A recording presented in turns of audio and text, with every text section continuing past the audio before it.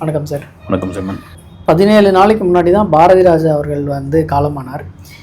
அதுக்கு அடுத்து கொஞ்ச நாட்கள்லேயே பாக்கியராஜ் அவர்கள் வந்து காலமாயிட்டதா இன்றைக்கி திடீர்னு சடனான ஒரு நியூஸ்.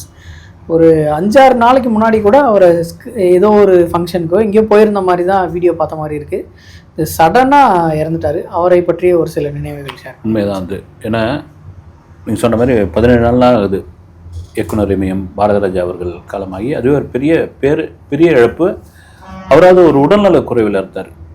ஒரு மகன் இறந்து போன ஒரு துக்கத்தில் இருந்தார், உடல்நல குறைவில் இருந்தார். அது உடல்நல குறைவாக இருந்தபோது காட்சிகள்லாம் நம்ம அந்த வீடியோலாம் பார்த்துருந்தோம். நீங்கள் சொன்ன மாதிரி கடந்த ஒரு 6-7 நாளைக்கு முன்னாடி பிரசாத் லேபில் நடந்த ஒரு ஆடியோ லான்ச்னு நினைக்கிறேன். அது சூப்பராக ஒரு விஷயத்தை பேசியிருந்தார். அது எப்பவுமே அவர் பாக்கியராஜ் அவர்கள் ஒரு நிகழ்ச்சிக்கு வரார் அப்படின்னா அவ்வளோ கேமராக்களும் டக்குன்னு மிளிர ஆரம்பிச்சிடும். காரணம் என்னன்னா, இவ்வளோ கேமரா இருக்காங்க, அவர் அந்த சென்ஸ் தெரிஞ்ச ஒருத்தர் வந்துக்கிறவங்க இவ்வளோ பேர் வந்திருக்காங்க, ஒரு கண்டென்ட் கொடுத்துட்டு போவோமே அப்படின்னு. மிக முக்கியமான ஒரு விஷயம் அதுதாங்க. அது மேடையில் பேசுறதுக்கானது. இவ்வளோ இருக்கிறது நம்ம ஏனோ தானோ அவர்களே இவர்களே அப்படின்னு பேசிட்டு போகிறோம் இல்லாமல் ஒரு கண்டென்ட் ஒன்று கொடுத்துட்டு போனோம், ஒரு சம்பவத்தை சொல்லிட்டு போனோம் அப்படின்ற. அதை குறிப்பாக மௌனகீதங்கள் சென்சார் பிரச்சனையை பற்றி ஏதோ பேசிட்டு இருந்தார். இந்த படத்துக்கான சென்சார் பிரச்சனை வந்தப்போ மௌனகீதங்கள் படத்துக்கு வந்து சரிதா வந்து எனக்கு மனைவியாக நடிச்சிருப்பாங்க. அப்போ வந்து நான் அவசரமாக கிளம்பிட்டு இருக்கும்போது அவங்களும் வேலைக்கு எதோ கிளம்பாங்க, ஏங்க இந்த ஜாக்கெட்டில் இருக்கிற கொக்கியை மாட்டிட்டு போங்க அப்படின்னு. அதை மாட்டிட்டு போனோடனே இல்லை நான் இது பண்ண மாட்டேன் அப்படின்னா, ராத்திரியான அவசரமாக திறக்கிறீங்க, இது பண்ணி விடுறீங்களே, கொக்கி எடுத்து விடுறீங்களே, நான் இது இப்போ போட்டா என்ன அப்படின்ற மாதிரியான ஒரு வசனம். அப்போ வந்து அந்த சென்சார் போர்ட்டில் உறுப்பினர்கள் இப்போ படம் பார்த்தோம்னா பெண்கள் கடுமையான எதிர்ப்பு தெரிவித்தாங்க.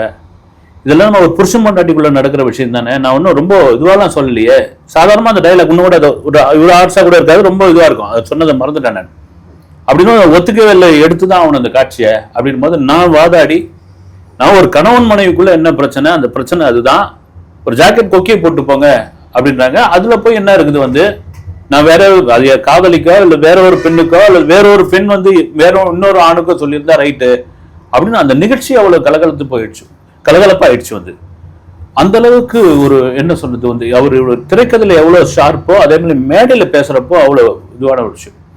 அது எதுக்கு நீங்க சொன்ன எதுக்கு சொல்ல வரேன்னா, திடீர்னு ஒரு தகவல் தான். நம்ம 2 பேரும் தான் அப்படி டீ சாப்பிட்டுட்டு இருந்தோம்.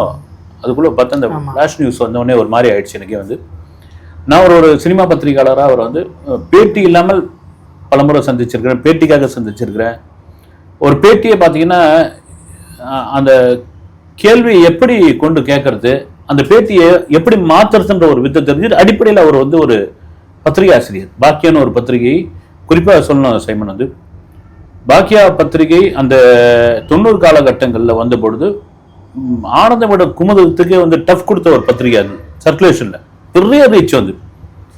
அதுல வந்து கேளுங்கள் சொல்லப்படும் ஒரு கேள்வி பதில் நானும் விழுந்து படிச்சதெல்லாம் உண்டு. நீங்களும் சினிமாவில் ஜெயிக்கலாம்னு ஒரு புத்தகமாக கூட வந்தது. என்னன்னா, தான் கத்துக்கின ஒரு வித்தியை, தான் கஷ்டப்பட்ட ஒரு விஷயத்தை சினிமா எப்படிதான் இருக்கணும் அப்படின்ற ஒரு இதுவை வந்து சொல்றதுக்கான ஒரு விஷயம் எழுத்து வடிவமா சொன்னதுல வந்து பாக்கியம் வந்து ஒரு சக்சஸ்ஃபுல் பத்திரிகையா நடத்தினார். அதன் பிறகு வந்து பிரிண்ட் மீடியா போராட முடியாதுன்னு அது அப்படியே இதுவாயிடுச்சு வந்து. இப்போ அந்த பத்திரிகை வந்துகிட்டு இருக்கு, ஒரு சில கடைகள்ல வந்துகிட்டு இருக்கு. இதெல்லாம் மீறி இந்தியாவின் ஆகச்சிறந்த திரைக்கதை ஆசிரியர்களில் மிக முக்கியமானவர் பாக்கியராஜ் என்பதால் மாற்றுக்கருத்து கிடையாது. கைதியின் டைரியுடைய கதையும் திரைக்கதையும் அமிதாப் பச்சன் படிச்சுட்டு யார் அப்படின்னு கேட்கிறாரோ, யார் தெரியல அவங்களுக்கு வந்து ஒரு தானே பயங்கர இதுவாயிட்டார். அதுல என்னன்னா, பாரதிராஜா அவர்களுக்கு தான் சிஷ்யனை வந்து பெருமைப்படுத்தல ஒரு பெரிய ஒரு சந்தோஷம் உண்டு. அவர் பயங்கரமா சந்தோஷப்படுவார். எல்லா மேடைகளிலும் நீங்க இருக்கிற வீடியோவை நீங்க ரிப்பீட் பண்ணி பாருங்க. பாக்கியராஜ் அவர்கள் தன்னுடைய குருநாதர் பாரதிராஜாவை பேர் சொல்லியே கூப்பிட்டதே கிடையாது. எங்க டைரக்டர் அப்படிதான் சொல்லுவார். அதுதாங்க ஒரு குரு சிஷ்யனுக்கான ஒரு இது. சார், பாக்கியராஜ் அவர்கள்னாவே இந்த முருங்கா காமெடி தான் எல்லாருமே பெருசாக பேசுவாங்க.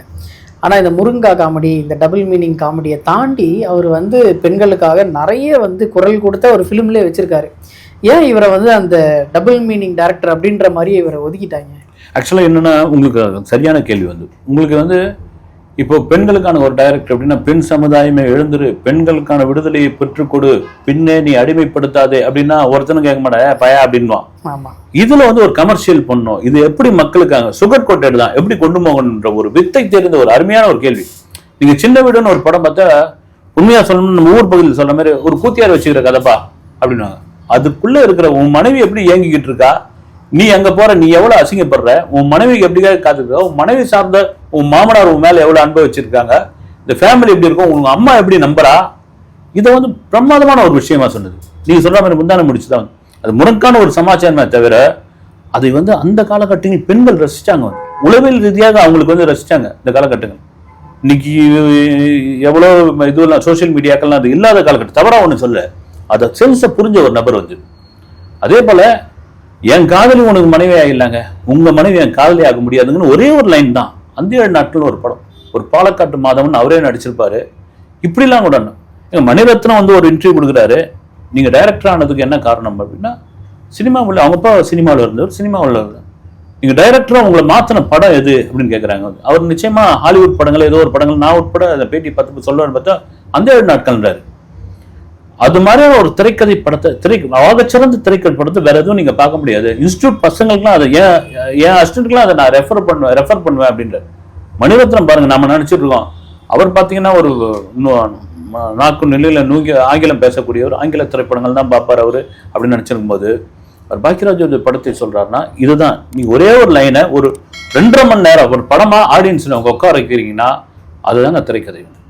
அதுல வந்து அடிச்சுக்க முடியாது. அதே போல ஒரு கதையின் நாயகனா அவர் கூட சொல்லுவார், நான் கதாநாயகன் கிடையாதுங்க, அப்பவே கதையின் நாயகனாக எதை நம்ம பண்ண ஆடியன்ஸ் அவங்களுக்கு கரெக்டா பிடிக்கும் அப்படின்ற ஒரு வித்தையும் தெரிஞ்ச ஒரு மனிதர் வந்து. அதனால தான் தமிழ் சினிமாவில் கிட்டத்தட்ட 50 ஆண்டுகளாக சக்சஸ்ஃபுல்லா இருந்தவர். சார், சில்க் ஸ்மிதா அவர்கள் வந்து எல்லா படத்துலையுமே அவங்கள வந்து ரொம்ப கிளாமரஸாக தான் ஒரு போர்ஷன் கொடுத்து அதுக்காகவே அவங்கள வந்து படத்தில் வச்சுருந்துருப்பாங்க. ஆனால் இவர் வந்து ஒரு குடும்ப பாங்கான ஒரு பெண்மணியாக அவங்கள காமிக்கணும்னு சொல்லி ஒரு சேலஞ்சாவே எடுத்து அந்த படத்தை வந்து பண்ணியிருந்தாரு அவரு. அவசர போலீஸ் பிரமாதமான படம், நீங்க கரெக்டா சொன்னீங்க. என்ன சொல்றது வந்து ஒரு ஒரு கவர்ச்சி பாவையாக கிளாமர் பொம்மையாக காட்டப்பட்ட சில்க் ஸ்மிதாவை அவருக்குள்ள ஒரு திறமையான நடிகை இருக்காங்க. அதுவும் என் படத்துல வந்து பாருங்க, நீங்க காமெடியோட சேர்த்துக்க பாவா ஆமா 2 பேரும் டைமிங் அடிக்கிறோம். உண்மையில பாவான்னு அந்த சொல்ற வார்த்தை அவ்வளவு பெரிய ப்ராப்ளம் ஆச்சு வந்து.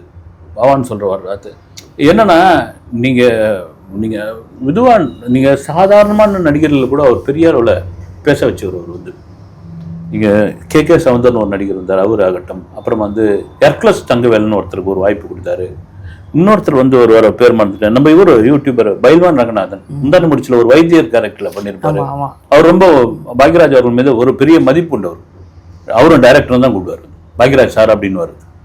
இதுவாக இது மாதிரி அந்த அவங்க கிட்ட இருக்கிற திறமையை வந்து வெளிக்கொண்டு வந்த ஒரு முக்கியமான ஒரு நடிகர் கோவை சரளா சொல்லுவார் வந்து, தம்மத்தொண்டு பொண்ணு நான் வந்து முந்தான முடிச்சில் நடிக்க வந்தப்போ பார்த்தீங்கன்னா, என்னங்க எனக்கு அம்மா வேஷம் கொடுத்துட்டீங்க அப்படின்னா, சின்ன வீடு படத்துலேயே அம்மா வேஷம் கொடுத்துன்னு கோச்சின்னு போயிடுச்சு, இதை நீ பண்ணு, அதுக்கப்புறம் தமிழ் சினிமாவோட அசைக்க முடியாத நடிகையாக நீ இருப்ப அப்படின்னு சொன்ன பண்ண அப்படின்னு வெக்கப்பட்டுன்னு அவங்க நின்றுட்டு இருந்தாங்க. அது மாதிரி பல கலைஞர்களுக்கு வாய்ப்பு கொடுத்தவர் வந்து, பல பேரை வந்து பல டெக்னீஷியன்ஸ் உருவாக்குனவர் வந்து. குறிப்பாக இப்போ இது நம்ம ஆளுன்னு ஒரு படம் எடுத்துங்க, அது இந்த காலகட்டத்தில் அந்த படத்தெல்லாம் பண்ணவே முடியாதுங்க, அது பண்ணவே முடியாது. ஒரு பிராமண சமுதாயத்திற்குள் இருக்கக்கூடிய சில முரண்பாடான விஷயங்களை சொல்றதுக்கு அது கூட ஒரு விமர்சனம் வந்தது. அந்த படத்துக்கு வந்து டைரக்ஷன் வந்து மறைந்த எழுத்தாளர் பாலகுமாரனுடைய பேர் வரும். இவர் சும்மா பேர் டைட்டில் கார்டுக்காக அவர் போட்டுக்கிட்டாரு, பண்ணதெல்லாம் பாக்யராஜ் தான் பண்ணாரு. ஏன்னா பிரச்சனை வந்துச்சுன்னா அவரும் பிராமணர் மொத்தம் இது ஒன்று இவர் கை காமிச்சு விட்டுலான்னு. ஆனால் பாலகுமாரன் இன்டர்வியூல சொன்னார், நான் தாங்க பல இதுவும் டைரக்ட் பண்ணேன்னு. நிறைய பாலகுமாரனுடைய இன்புட்லாம் படத்தில் நிறைய இருக்கும். ஏன்னா அவருக்கு தெரியும் இல்லை இதெல்லாம் எந்த மாதிரி டைலாக், என்ன மாதிரியான சம்பிரதாயங்கள், இதெல்லாம். அந்த படம் சூப்பர் டூப்பர் ஹிட். இன்னைக்கு வரைக்கும் பாருங்க, அது எவர் கிரீன் மூவி. அது நீங்க எங்க சின்ன ராசான ஒரு படம் எடுங்க, அது ஒரு சித்தியோட கொடுமை, அது சார்ந்த ஒரு விஷயத்தை வந்து நீங்க சொல்றதுதான் ஒரு பெண்கள் சார்ந்த விஷயங்கள் அப்படின் போது அதை ராவா கொடுக்கும்போது யாரும் பார்க்க மாட்டான். அதற்கான ஒரு திரைக்கதை நுணுக்கத்தோட பெண்களுக்கு பிடித்தமா எல்லாருக்கும் பிடித்தமான ஒரு இதுவா கொடுக்கும்போது இந்த ஊசி வாழைப்பழத்துல ஊசி ஏற்றுற கதையா வந்து பண்ணுவோம். அது சக்சஸ்ஃபுல்லான ஒரு விஷயம். அந்த ஃபார்முலா எடுத்தது அவர் தான் சார். அந்த இது நம்ம ஆளு படத்திலேயே ஒரு அந்த கதையை பார்த்தோம்னாவே நமக்கு வந்து அந்த டைம்ல எப்படி இதை எடுத்தாங்க அப்படின்ற ஒரு ஃபீல் இருக்கும். ஏன்னா பிராமண சமுதாயத்திலேயே மேல்மையா இருக்கிற ஒருத்தர் அவரோட மாப்பிள்ளையோட அப்பா யாருன்னு பார்த்தா முடிவெற்ற ஒரு தொழிலாளி அப்படின்னு சொல்லி கொண்டு வந்து வச்சிருப்பாங்க. எப்படி இதை பண்ணாங்க, எப்படி இதை ஒத்துக்கிட்டாங்க அப்படின்றது பெரிய விஷயம். இன்னைக்குதான் சும்மா முனுக்குன்னு ஒரு இது பண்ண எல்லா இதுலயும் உண்டு. ஒரு காட்சி ஒரு எழுத்து உள்ள வந்துட்டா கூட கொடி பிடிச்சி எங்க சமுதாயத்தை காமிச்சிருங்களான்னு அது ஒரு நல்ல டைலாக் இருக்கு. அந்த டைலாக்லாம் அப்போ இப்போ இதுக்காக சொல்றேன். இப்போ வந்து மனோரமாவும் கே சவுந்தரும் வந்து இப்போ இது பண்ணுவாங்க, ஏதோ பொண்ணுங்க சின்னது தப்பு பண்ணிடுச்சு.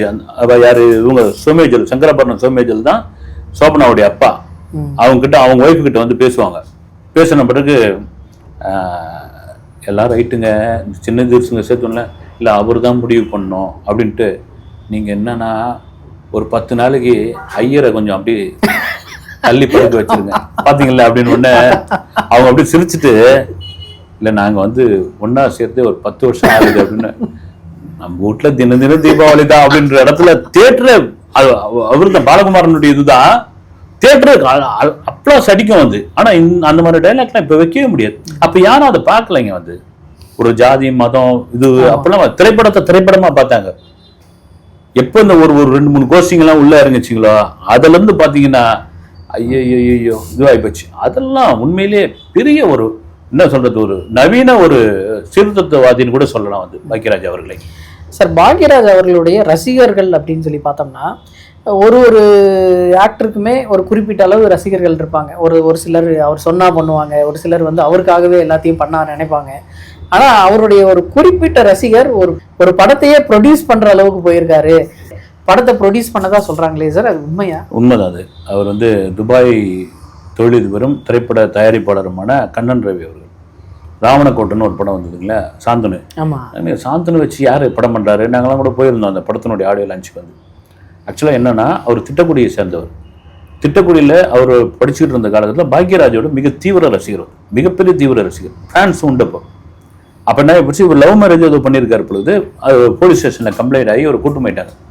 அவர் பேச்சுவாக்கில், சார் நான் பாக்கியராஜோட பயங்கரமான இது ஏதோ பேசியிருக்காருல்ல, நீங்கள் ஒன்றும் ஃபோன் பண்ணி கூட கேட்டு பாருங்க அவரை, என்னை பற்றி நல்ல சொல்லுவாருன்னு. அப்போ லேண்ட்லைன் தான் போட்டிருக்கா, அவர் எடுத்துருக்கிறாரு. ஆமாம், கண்ணன் ரவி யார் ரசிகர் தான், நல்ல இதுதான், நல்ல பையன்தான், அதெல்லாம் ஒரு தப்பு தாண்டா போகாத ஒரு ஆள். அந்த ஒரு வார்த்தை இருக்குது பாருங்க, அது அவர் அப்போ கஷ்டப்பட்டு இருந்த காலம். அவர் பிறகு வந்து துபாயில் மிகப்பெரிய தொழிலதிபராக மாறி மிகப்பெரிய வளர்ச்சி அடைந்த பிறகு அவருடைய மகன் அடுத்த கட்ட ரேஞ்சுக்கு போகாமல் இருக்கிறார். அவரை வச்சு நாம் படம் பண்ணுவோம் அப்படின்னு சொல்லி பாருங்க, பிரம்மாண்டமான விழாலாம் பண்ணார் வந்து.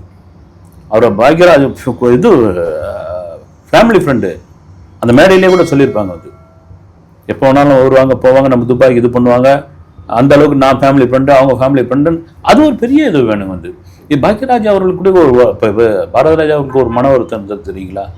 யாரையோ நடிக்க வச்சோம், யாரையோன்னா கல்ல கூட பாரதிராஜா அவர்கள் நடிக்க வச்சிருவாருன்ற பொழுது தன்னுடைய மகன் மனோஜை வந்து இந்த சினிமாவில் இவ்வளோ பெரிய இடத்துக்கு கொண்டு வர முடியலன்ற ஒரு பெரிய வருத்தம் இருந்தது. இவருக்கும் பார்த்தீங்கன்னா சாந்தனு திரைக்கதை ஆசிரியர் அது இது எல்லாம் சொல்கிறாங்க. சாந்தனுக்கு அந்த நல்ல நல்ல கதைகள்லாம் நம்ம வந்து தட்டு கழிச்சிட்டோமே. அது ஒரு இன்டர்வியூலே சொல்லிட்டாரு. சுப்பிரமணியபுரத்தில் அவர் தான் நடிக்க வந்து ஜெய் கேரக்டரில், காதல் படத்தில் பரத் பண்ண வேண்டிய கேரக்டரில் அவர் தான் பண்ண வேண்டியதாக இருந்தது. நான் என்னதான் திரைக்கதை ஆசிரியராக இருந்தாலும் சில இடங்களில் மிஸ் ஆகும்ல, அப்படி மிஸ் பண்ண ஒரு விஷயம் தான் அது அப்படின்னு சொல்லியிருந்தாப்புல. அது ஒரு வருத்தம் கண்டிப்பாக அவருக்கு இருந்திருக்கும். ஆரம்ப காலகட்டத்தில் பாக்கியராஜ் அவர்கள் வந்து பாரதிராஜா சார் கூட எப்படி இணைந்தார், அதை பற்றி ஏதாவது? கண்டிப்பாக வரும். நம்ம தேனாம்பேட்டை சிக்னல் கரெக்டாக சிக்னல் போய் முற்ற இடத்துல தான், எனக்கு தெரியாது, கவுண்டமணி அவர்கள் தான் சொன்னார். சிக்னல் போய் முற்ற இடத்துல ஒரு மேன்ஷன் இருந்தது. அங்கே தான் பார்த்தீங்கன்னா பாக்கியராஜ், கவுண்டமணி, கல்லாப்பட்டி சிங்காரன்னு ஒரு நடிகர் இருந்தார். அவர் பல நடிகர்கள், செந்தில் உட்பட அத்தனை பேருக்கு அதுக்கு தான் ஆலமரம். ரொம்ப குறைஞ்ச வாடகை. இந்த மாதிரி இப்போ வெயில் அடிக்குது இல்லைங்களா, இந்த மாதிரி வெயில் காலத்தில் நீங்கள் நம்புவீங்களா பாருங்கள், வெயில் காலத்தில் மவுண்ட் ரோடு நரியில் சென்ட்ரல் மீடியா இருக்குல்ல, அந்த பகுதியில் வந்து பாய் போட்டுன்னு வந்து படுத்துப்பாங்களாம். இப்போ என்ன ஆகும் பாருங்க, நான் சொல்ல தேனாம்பேட்டை சிக்னல் பக்கத்தில் வந்து எல்டாம்ஸ் ரோட்டில் கியூவில் நின்றுட்டு இருப்பாங்களாம் வந்து ஜூனியர் ஆர்டிஸ்ட்டுங்க நடிக்கிறதுக்காக கூட்டு போகிறதுக்கு வந்து. இப்போ நம்ம அந்த சைதாப்பேட்டை காரணேஸ்வர் கோயில் இல்லை கடுமாணியம் கோயிலாண்ட மேஸ்திரி கொளுத்து வேலை எம்ஜிஆர் நகர்லாம் நின்றுட்டு இருப்பாங்க இல்லைங்களா, அன்றாட வேலைக்கு. அது மாதிரி அதில் வந்து நடிக்கிறதுக்காக முயற்சி பண்ணவர் வந்து கவுண்டமணி, கல்லாப்பட்டி சிங்காரம். இதில் ஒரு சுவாரஸ்யமான சம்பவம் இருக்குது வந்து, பாக்கியராஜ் அவர்கள் புதுசாக வந்து ரூமில் ஜாயின் பண்ணுறாரு. ஏற்கனவே வந்து பாக்கியராஜும் கல்லாப்பட்டி சிங்காரமாக இருக்காரு. ஏன்னா கல்லாப்பட்டி சிங்காரம் அவர்கள் தொடர்ச்சியாக பாக்கியராஜ் படங்களில் நடிச்சதுக்கான காரணம் இதுதான். இவர் உட்காந்து நைட்டு எழுதுவாப்லையா, எழுத உடனே ராஜே கவுண்டமணி போய் டீ வாங்கிடுவான், போய் சிகரெட் வாங்கிடுவான் அப்படின்னு. அப்போ கல்லாப்பட்டி, ஏன்பா எழுதுகிற பையனை ஏன்பா நீ வந்து இது பண்ணுற? ஆமாம், இவர் எழுதிதான் அப்படியே தமிழ் சினிமா புரட்டி போட்டு போகிறாரா அப்படின்னு அவர் சொன்ன வார்த்தை புரட்டி போட்டார். அதனால தான் அந்த நன்றி கடனுக்காக, அது சொன்ன வார்த்தைக்காக தான் தன்னுடைய திரைப்படங்களில் எல்லா படங்களிலும் கல்லாப்பட்டி சிங்காரம் அவர்கள் அவர் மறையும் வரை பயன்படுத்திட்டு இருந்தார். அது ரொம்ப முக்கியமான ஒரு விஷயம். அப்படி புரட்டி போட்ட ஒரு நபர் தான் வந்து. இவர் எங்க கண்டுபிடிக்கிறாரு, பாரதிராஜா அப்போ கூட கண்டுபிடிக்கல. ஒரு அசிஸ்டன்ட் வேணும், 16 வயதுல ஒரு படம் பண்றோம், இவரே முதல் படம், ஒரு நல்ல திறமையான அசிஸ்டன்ட் யாராவது இருக்காங்களா, யாராவது சொல்லுவாங்க இல்லைங்களா, இந்த மாதிரி தான். அப்படி வந்து சேர்ந்தவர் தான் அவர். சேர்ந்துட்டு இவர் வந்து கதையெல்லாம் ரெடி பண்ணிட்டு இது பண்றாரு. டைரக்டர் கிட்ட போய் சொல்றதுக்கு ஒரு பயம் வந்து அசிஸ்டன்ட் டைரக்டர். இப்போ மாதிரிலாம் கூட ஃப்ரீயான இது கிடையாது. அப்பெல்லாம் ரொம்ப இது. இப்போ டைரக்டர் முன்னாடியே நிற்கவே மாட்டாங்க. அப்போ இவர் தங்கி ஒரு இவருக்கு அந்த திரைக்கதையில ஒரு சின்ன ஒரு மாறுதல் இருந்தா நல்லா இருக்கும் ஒரு விஷயத்துல அப்படின்னு எதிர்பார்த்தாரு. பாரதிராஜ் அவர்கள் யாராவது அசிஸ்டன்ட், எங்களுக்கு உங்களுக்கு ஏதாவது கருத்து இருந்தா என்கிட்ட சொல்லலாம்பா அப்படின்னு. சார் நான் ஒன்று சொல்லலாமா? சொல்லியிருந்தேன். இல்லை சார், அந்த கேரக்டர் சப்பானி, அந்த சப்பானி வந்து ஒரு உலகம் அறியாதவன். ஆனா அவன் பேசுறது பார்த்தீங்கன்னா நார்மலான ஆள் மாதிரி பேசுறான்.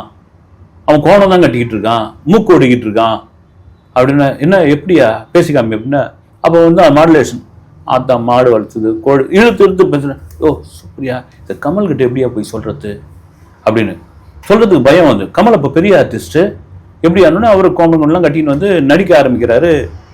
ரீடேக்குன்னு போயிட்டு கமல் புரிஞ்சுக்கிட்டாரு. இல்லை உங்களுக்கு என்னங்க வேணும் வந்து, நான் ரீடேக்னா என்ன மிஸ்டேக் பண்ணுன்னு சொல்லுங்க, இல்லை எங்கிட்ட இருந்து என்ன எதிர்பார்க்குறீங்க சொல்லுங்க. இதுதாங்க உங்ககிட்ட இருந்து எதிர்பார்க்குறோம். என் அசிஸ்டன்ட் வந்து ஒரு சிது சொல்கிறேன் கோச்சு, சரி அங்கேருந்து ஒரு ரூம் இதுக்குள்ளே போட்டு என்ன சொல்லுப்பா அப்படின்னு. பாக்யராஜ் அதே மாதிரி நடிச்சு காமிச்சு கமல் கண்டுபிடிச்சிட்டாராம். எப்பவுமே வந்து இந்த கலைஞர்களுக்குள்ள ஒரு திறமையானவர்கள் கண்டுபிடிக்கிற ஒரு சூட்சமாக ஒன்று இருக்கும்.